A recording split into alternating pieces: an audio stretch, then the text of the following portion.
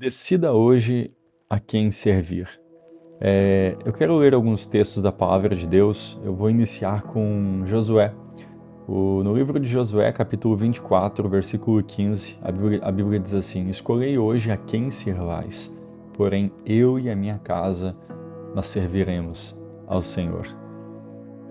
Veja que quando Josué ele declara isso, ele não está na sua vida ali jovem, ele já não é mais um jovem, e ele está muito posicionado sobre quem é o Senhor da vida dele e da sua casa. Outro texto também está lá em 1 Reis, primeiro livro dos Reis, capítulo 18, verso 21, diz assim: Então Elias se chegou a todo o povo e disse: Até quando cocheareis entre dois pensamentos?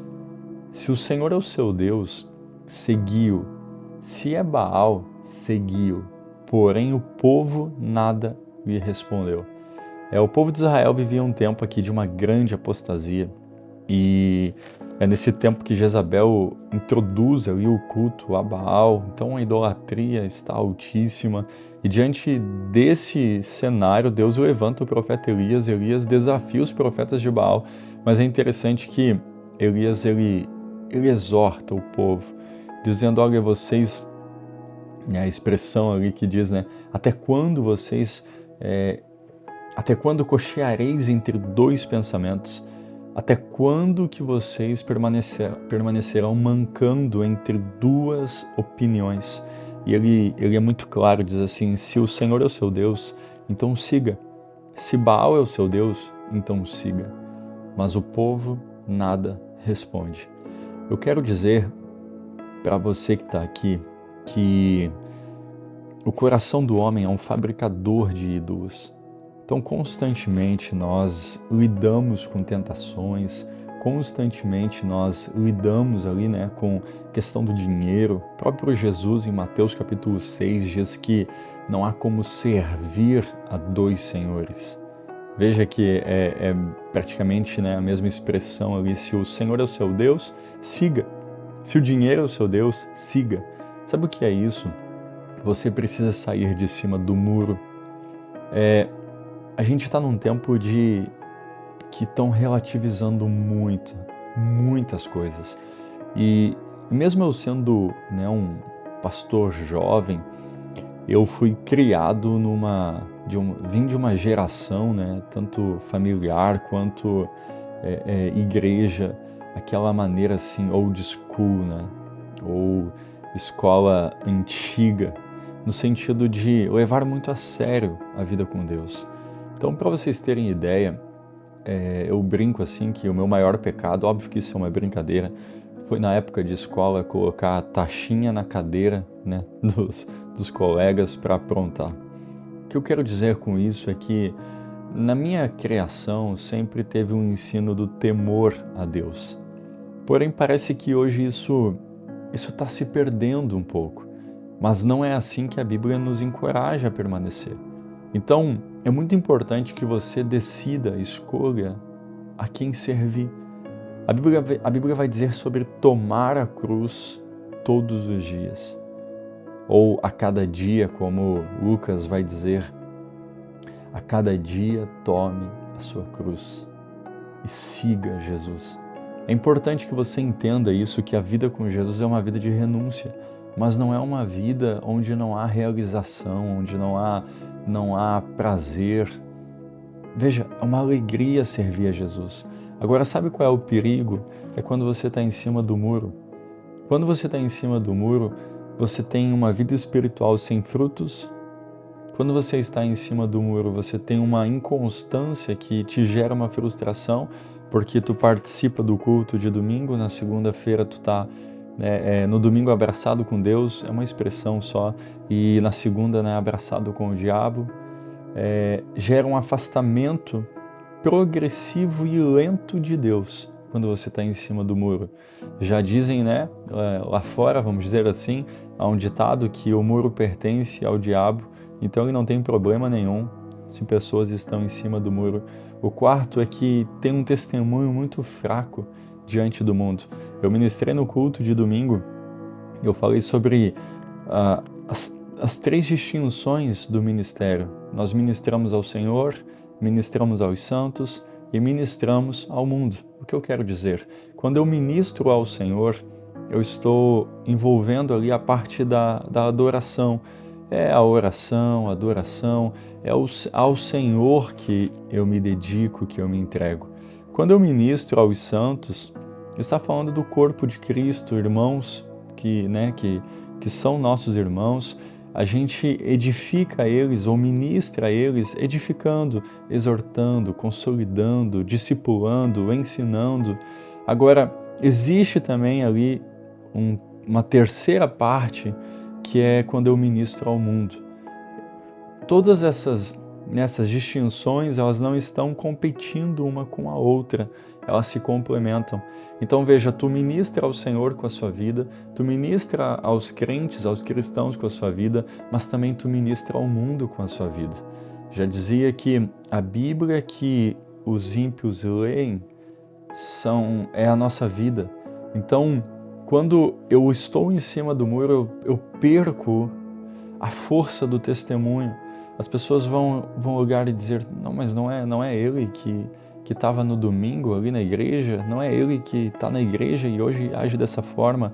Então, é muito perigoso você andar em cima do muro. O 5º e último ponto é que você perde a alegria da comunhão com o Senhor. Quando você está em cima do muro, estar na presença de Deus não te preenche mais, não te satisfaz. Por quê?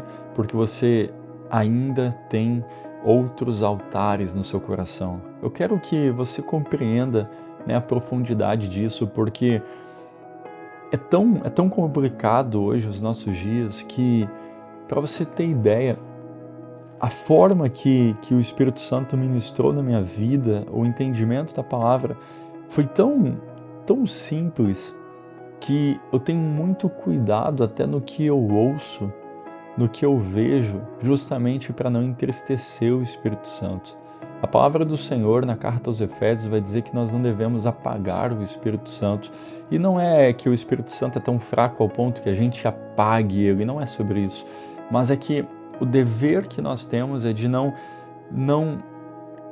por causa das nossas atitudes, dos nossos posicionamentos, de permanecer em cima do muro, que a gente cuide ao máximo para que não apague ou não diminua a intensidade do mover e da direção dele em nossas vidas. Então é impossível você apagar o fogo do Espírito Santo. Agora, é possível você apagar o fogo do Espírito Santo na sua vida. Por que eu estou falando isso? Porque na mesma carta aos Efésios, no capítulo 5, a Bíblia vai dizer sobre enchei-vos do Espírito. Vai dizer assim, não vos embriagueis com vinho, que leva à devassidão. Eu vou até pegar aqui o versículo de Efésios, só para que, até me veio agora esse texto, mas para a gente não perder, Efésios 5,18, e não vos embriagueis com vinho no qual há dissolução, mas enchei-vos do Espírito Santo. Veja, se há uma negação de não se embriagar, e a gente obedece essa negação, não nos embriagamos, existe também o que devemos fazer, que é nos encher do Espírito Santo. Esse nos encher do Espírito Santo, ele vem de uma expressão, de um verbo ali no grego, que é um ato contínuo. Então, eu me encho, aí amanhã eu me encho mais um pouco e continuarei me enchendo no dia seguinte. Eu estou cheio, mas ainda tenho espaço para me encher mais, e no outro dia me encho mais. É contínuo isso. Por que é contínuo? Você certamente já encheu ali uma bexiga, um balão, e talvez você pegou alguns que quando você abre ali o pacote tem alguns furinhos bem pequenos. Você enche ali o balão, ele infla, mas aí você fica, até amarra muitas vezes, aí você fica ali um pouquinho, daqui a pouco o balão começa a diminuir bem lentamente. Essa maneira que eu estou ilustrando é muito a nossa vida também. Nós temos pequenos vazamentos. Isso é bem real. Os pequenos vazamentos são muitas vezes a carnalidade, muitas vezes as distrações, as ocupações ali, sem prioridade. É por isso que o nosso dever é nos encher do Espírito Santo diariamente, constantemente. Agora, não tem como eu receber tudo de Deus se o meu coração não está completamente em Deus. Então, diante de tudo isso que eu estou falando, eu quero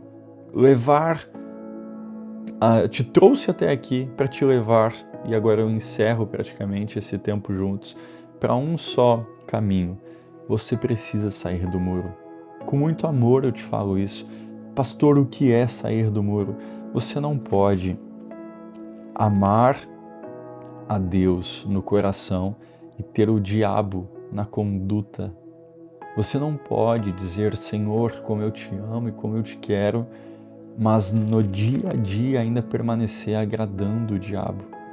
E eu sei que isso é muito forte, mas eu preciso ministrar isso porque não tem como, meus irmãos, nós recebermos tudo de Deus se não formos obedientes à palavra de Deus.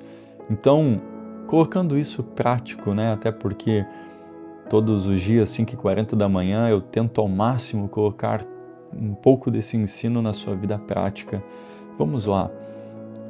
Você deve retirar da sua vida aquilo que não agrada a Deus.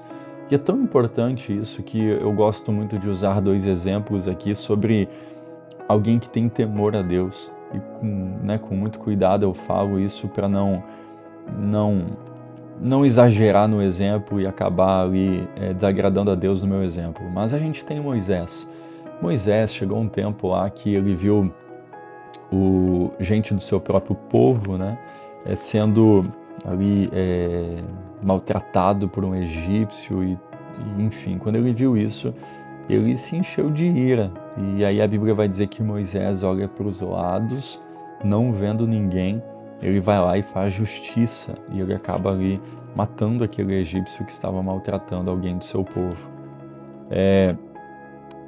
O que Moisés faz é algo praticamente normal. Ele olha para os lados, não tem ninguém, eu vou resolver isso com a força do meu braço.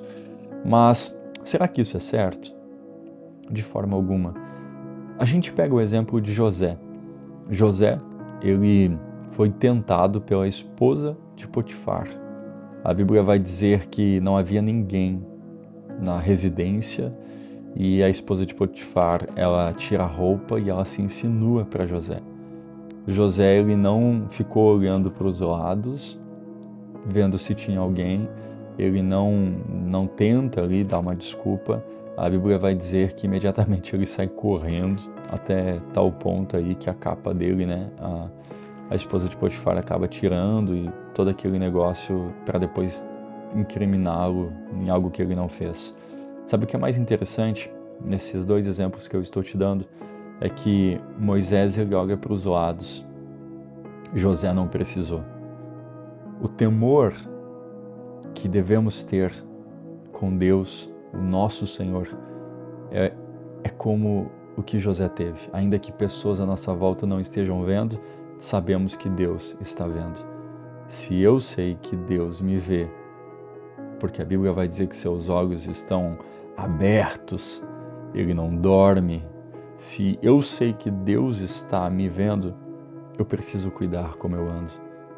Eu preciso me atentar como eu caminho.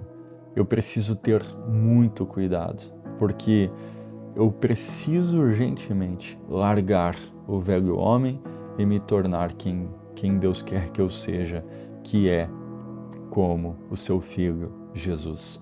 Então, diante de tudo isso, passo prático, né? Mais uma vez, é momento de você, hoje, nesse dia que começou agora, você começar a avaliar, será que aquilo que você tem feito está agradando a Deus?